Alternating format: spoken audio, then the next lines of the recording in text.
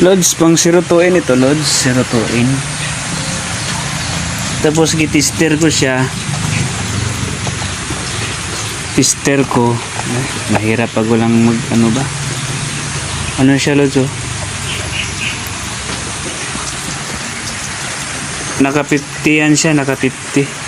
Yun. 10. 17 volts load. Hindi kaya masira ang radyo, hindi masira ito. 17 volts. Ito, may ilaw din siya, oh. Pero itong switch, wala na. Putol na yung ano, yung sa loob niya, pinutol yung switch kung saan kaya ito nakalagay. Buksan ko. Bunutin ko muna. Dito, bunutin ko muna. Okay. Ito lagi. Yun. Ito yung laman niya, Lods, oh. Saka yan. Ito yung switch. Hindi ko alam kung saan ito ilagay. Switch manata ito, oh. Pinutol nila. Switch. Yun yung ano yung switch. Yung board. Ayan. Malabo yung camera ko. Kaya pa ito, Lods? Ipapadala ko dyan. May isang 02N pa dito. Ito, Lods, meron tayong BC-35 na easy battery charger para sa nickel cad, para sa 02N, 02 Alpha Tango, at sa lahat ng mga gumagamit ng battery pack na magkakapareho na kagaya ng mga modelo. Although magkakaiba sila ng mga model, pero basta ang importante ay sukat sila. At yung mga meron siyang mga sekreto nito, Lodi, eh. Ito, Lodi, ayan, oh. Kung mapapansin nyo pala, Lodi, meron siyang mga, ito, may aluminum pa dito na nakalagay, eh. Ayan. Pagka tinanggal mo yung aluminum, ayan, makikita mo yung mga tatlong groove dito. Ayan.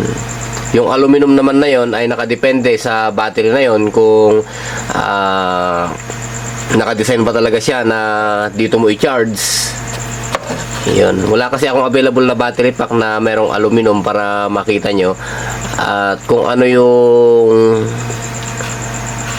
groove na yon o ano yung butas na yon na nakalapat dito. Kung minsan dito lang yung meron, ayan, kung minsan dito lang, ganyan, kung minsan sarado lahat yan para nakadikit dito. Nakadepende kasi sa switch yan, Lodi. Ayan, oh. Kung halimbawa ay nilagay mo na yung battery, ayan, ipipress niya tong micro switch na to, ayan, oh. Ipipress niya yan. Depende kung magcha-charge siya. Depende na lang din yun sa kanyang ibig kong sabihin, nakadepende sa battery and charger yon kung hindi sila compatible. At yung mga design naman nila ay kung minsan halos lahat naman ay kinakargahan nito. Ayan. Pagka yung battery na yon ay hindi na babagay sa ganitong charger, ay hindi naman iilaw itong kanyang charging indicator ito. Okay, ngayon naka-on siya. Ayan. Basta ganoon lang naman yung, Lodi, yung gamit nitong mga switch na to. Ayan, oh, para pag pinaupo mo na yung battery pack, ayan, may magpe-press dyan para syempre kung yung naitulak niya ay good, magcha-charge dito. Bali pinaka-switch lang naman yan, eh. Okay, subukan natin, Lods, ano. Pero wala akong available na battery, Lodi, para dito. Pero subukan nating pailawin. Okay, maglalagay tayo ng bulb. Pero siya nga pala, Lodi, yung tanong mo muna, sagutin muna natin siya. Okay, yung kanyang power voltage, ayon sa video mo, yung kanyang power volts ay umaabot siya. Ganyan yung setup mo, eh. Ayan, meron tayong okay, tester dito. At ang setup mo ay naka 50. nung chinek mo yung kanyang voltahe ay umaabot siya hanggang 17 volts. Okay? Ito siya, Lodi. Ayan, umaabot siya hanggang 17. Sinabi mo siya eh. Ayan. Ayan yung test, yung pointers natin sa may multi-tester. Ayan. Okay, tsambahan lang natin. 17 volts. Naka 17 volts yan, Lodi. Walang problema sa yung desk charger. Walang problema yan. Kasi ito sariwa, Lodi. Wala pang galaw to eh. 17 volts din yung nilalabas nito. Pero yung 17 volts na yun ay malakas nga sa voltahe pero mahina naman sa amperahe. Kaya kayang-kaya niya lang sabayan yung sariwa mong nickel cad na battery pack. Pasok yan.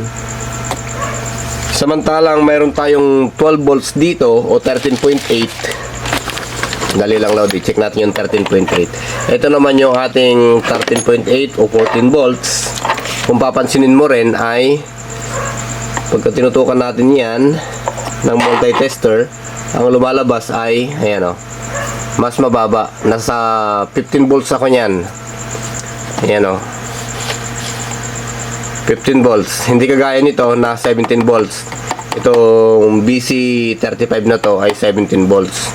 Pero ito, Lodi, itong 13.8 na to o 14 volts na to ay mas malakas yung amperahe. Yung ampere nito, Lodi, ay nasa 50 ampere. Subukan natin na pailawin yung okay. Saan na yung bumbilyang panesting natin dito? Ay, ito. Ayan. Ito, Lodi, ay makonsumo sa battery, ano? Ito mga gantong ilaw. Kasi masyadong malakas to eh. Ayan, kung mapapansin mo, yung ating mababang voltahe na 14 volts ay pagka nilagay natin yung ilaw na panesting, ayan, check natin, Lodi, ah. Okay. Ayan o, napakalakas niya. Ayan o, talagang umuusok-usok pa, Lodi. Ayan o.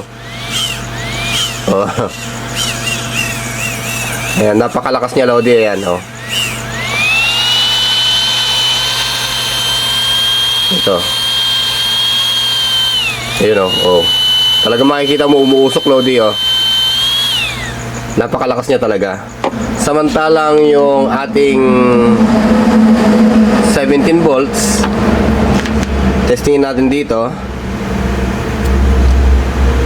Okay.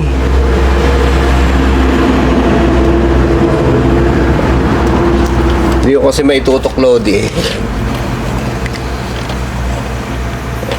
17 volts. Okay, baliktad.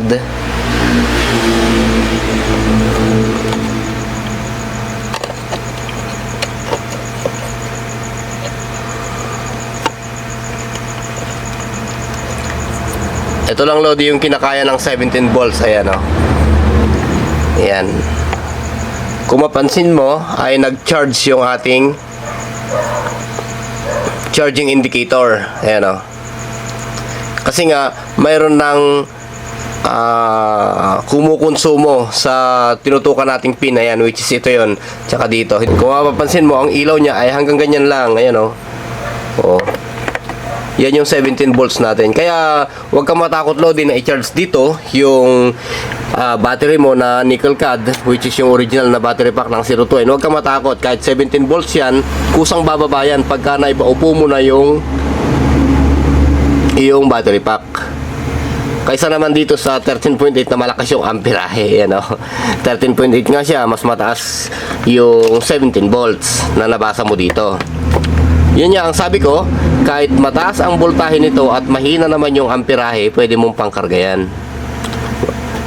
Yan yung stock niya talaga, kasi stock din to eh, yung pinagbasihan natin.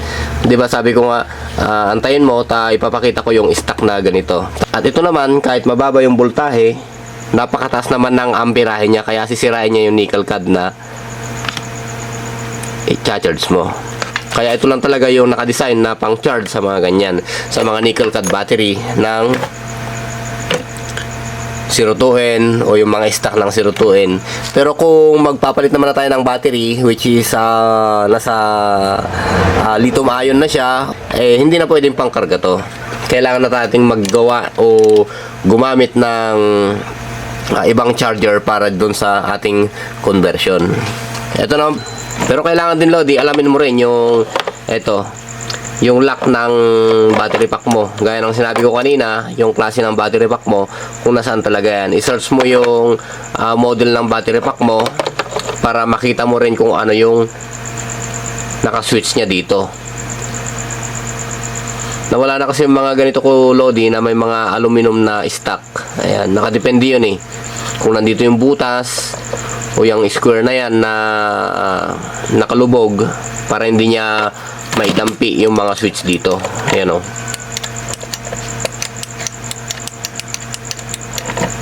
Nakasalalay din dito yung charging niya kung minsan. Pagka natanggal na yung stock na aluminum niya dito, kung minsan napakatagal niya mag-charge. Baka siguro nandito yung fast charging niya o nakadepende sa quality ng battery.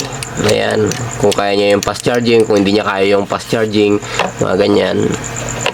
Ito. Hindi rin pumapasok to dahil converted na rin eh. Ayan o. Alamin mo, Lodi, pagka wala na yung aluminum dito, may tendency na hindi mag-charge yan. Pero nasubok naman natin kanina, yung output dito sa may, yung mga needle pin na yan, tsaka dito, ay working naman. Naglalabas naman siya ng charging. Kasi yung ilaw ng pinang-testing natin ay medyo kumukurap-kurap. Kaya ibig sabihin, Lodi, yung ganyan na nasa'yo o yung ganito na charger mo dyan ay good dyan. Huwag mo nang gagalawin. Okay yan. Ayusin mo na lang yung kanyang switch. Yung switch, Lodi, ang pinuputol lang naman nito ay yung supply ng AC. Ayan o. Yung mismong saksakan, Lodi, ayan o. Sa loob, putulin mo, saka mo itap dito. Ayan. Para siya magsisilbing power on, then power off mo. Okay? So hanggang dyan muna, Lodi. Maraming salamat at magandang buhay sa iyo dyan, Tito Crisanto Kiritan.